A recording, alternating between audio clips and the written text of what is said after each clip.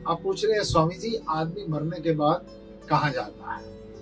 मैं आपको एक कहानी के माध्यम से सुनाने की कोशिश करता हूँ। एक बार अपने आप को ज्ञानी समझने वाला एक संत महापुरुष, वो एक जंगल की पगडंडी से गुजर रहे थे। सामने से किसी बच्चे को देखा ना, तो उन्होंने क्या किया, मन में अहंकार आ जाता है ना, आदमी को थोड़ा सा ज्ञान प्राप्त होता है, वो दूसरे को ज्ञानी समझ लेता है, दूसरे को मूर्ख समझ लेता है, अपना ज्ञान प्रकट करना शुरू करते हैं, अपनी चालाकी दिखाता है, अपनी बुद्धिमत्ता दिखाता है। तो उनके हाथ में दीपक था। बच्चे को बुलाया, ए राजा इधर आओ। हाँ बाबा, बाबा प्रणाम। हाँ राजा, ये बताओ इस दीपक में रोशनी कहाँ से आई। बच्चे ने एक सेकंड सोचा, कहाँ से आई, कहाँ से आई, और दूसरे सेकंड में क्या किया, उन्होंने जोर से फूंक मारी। कहता है बाबा ये बताओ ये रोशनी कहाँ गई। बाबा सोच रहे थे क्या हुआ। कहते ये आप पूछ रहे कहाँ से आई, ये जहां गई ना ये वहीं से आई थी। ठीक ऐसे ही आप पूछ रहे ना आदमी जाता कहाँ से है, आप ये तो विचार करो आप आए कहाँ से हैं। जैसे कुछ लोग कह रहे होते हैं ना, यार जिंदगी तो बिल्कुल नरक है। जिन्होंने भोग विलासों में, जिन्होंने दिखावे के लिए कर्जे लेकर, जिन्होंने ड्रामेबाजियां, जिन्होंने ग्लैमर, जुआ, वेश्यावृत्ति, शराब, मांस, मदिरा में जीवन व्यतीत किया है, आखिर उनका तो एक न एक दिन दिया बुझना ही है। तो वो कहते हैं जीवन नरक बन गया है, जीवन नरक है। तो क्या है, अगर जीवन नरक है तो इसका मतलब पक्की बात है कोई ना कोई बुरे कर्म किए थे तो आप नरक में पहुंच गए हैं। नरक स्वर्ग कहीं ऊपर नहीं है, यही सब नरक और स्वर्ग भोग रहे हैं। और अगर कहो ना मनुष्य की योनि सबसे उत्तम है, आप अपने अंदर भीतर जाकर देखिए कि आपको लगता है उत्तम है।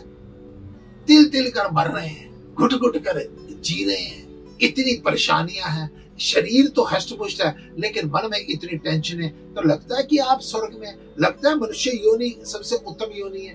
कितने तो आप परेशान हैं। अतः अगर आपको लगता है कि जीवन बहुत बढ़िया है, जीवन जीने का मजा आ गया, ऐसा जीवन किसका होगा, तो विचार कर लेना कि पिछले जन्म में आपने कोई बड़े उत्तम कर्म किए थे, उसका फल आपको मिल गया है।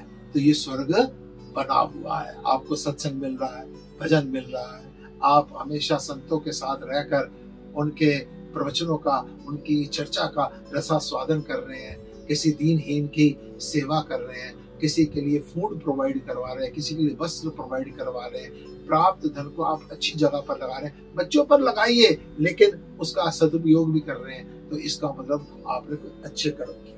क्योंकि दान करना भी इट इज नॉट इजी। किसी के पास बहुत ज्यादा धन हो लेकिन दैट इज नॉट कन्फर्म कि वो दान भी कर सकता है। पैसे के साथ साथ अगर दान की भावना हो तो समझना भगवान की कृपा है।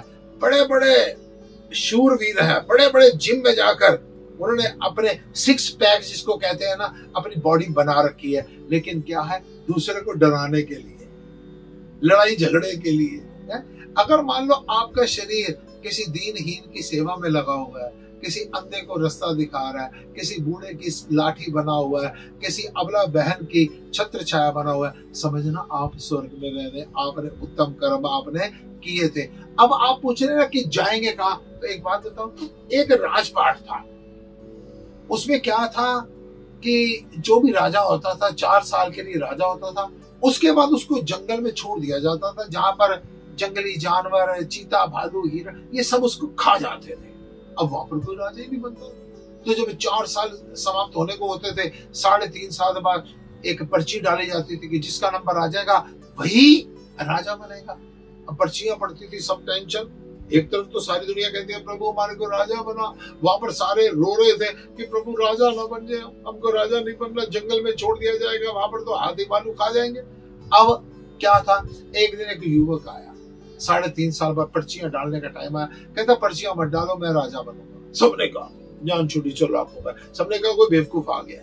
अपने स्वार्थ की पूर्ति हो रही हो ना, तो लोग दूसरे को बेवकूफ समझ लेते हैं, समझते हैं इसको अकल ही नहीं है, जितना यूज किया जा सकता है कर लो। कभी भोले आदमी को बेवकूफ और बनाने की कोशिश मत करना, क्योंकि चालाक का तो आप खुद संभालते हो ना, लेकिन भोले को मेरा भोले भंडारी संभालता। उसने कहा मैं राजपाट संभाल, सबने कहा भाई पता है ना 4 साल बाद जंगल में डाल दिए होंगे तो कोई बात। अब आराम से राजपाट शुरू हुआ, बड़ा आनंद मंगलाचार सब जो रूटीन से चल रहा है। 3.5 साल बीते और सब पर्चियां डालने के लिए आ गए कि चलो भी चलो। कहते नहीं आगे भी राजा मैं बनूंगा। कहते नहीं यहाँ तो बनते ही 4 साल के लिए। कहते क्या मतलब? कहते उसके बाद जंगल में छोड़ दिया जाता है। तो कहते जंगल में कब छोड़ोगे? कहते 4 साल बाद। कहते तो मेरे को 3.5 साल बाद ही छोड़। कहता मेरे को 3.5 साल बाद। जब उसने ये निर्णय किया और सारे उसको जंगल में लेके गए, जंगल ही नहीं मिला। जंगल ही नहीं मिला। जहां पर जंगल था, शेर था, चीते था, भालू था, हाथी था, है?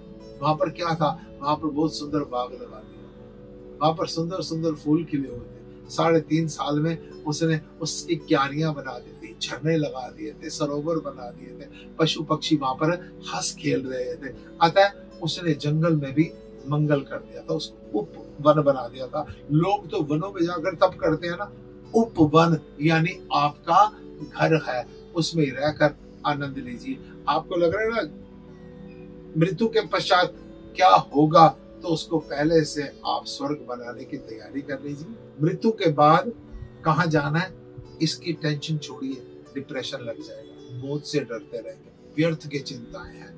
ये विचार कीजिए वर्तमान में रहकर मैं जीवन का कितना सदुपयोग कर सकता हूँ, कितना आनंदित रह सकता हूँ। क्योंकि जो यहाँ सुखी वो वहां भी सुखी, जो यहाँ दुखी वो वहां भी दुखी। अतः सेवा, सिमरन और संतों के सत्संग पर बल दीजिए।